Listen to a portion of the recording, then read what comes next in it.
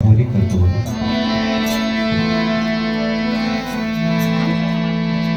પોતે બાપ જમવા બેઠું હોય અને નાનું છોકરું ખોળામાં આવી જાય, સાહેબ ટુકડાથી ટુકડો કરીને બાપ છોકરા માટે આપી દેતું હોય.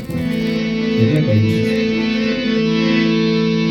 એ ટુકડામાં ટુકડો અમને આપતા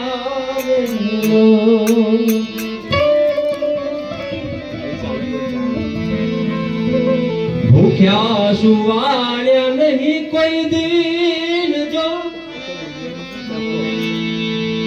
એ મીઠલો સાયલો રે મારા બાપનો.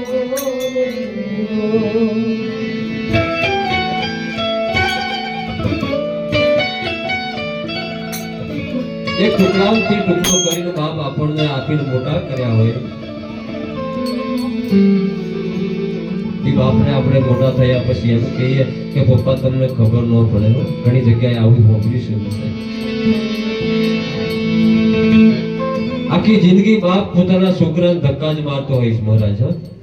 ધક્કા કઈ રીતે મારે કે જેમ નદીના કિનારા પર બતક હોય, એ બતક શું કરે, પોતાના બચ્ચાને નાનું હોય ને તો ટેકરા પર લઈ જાય છે. ટેકરા પર લઈ જઈને ધક્કો મારે નાના બચ્ચાને બતક. પછી કે મારું બચ્ચું બોલે એવું લાગે ને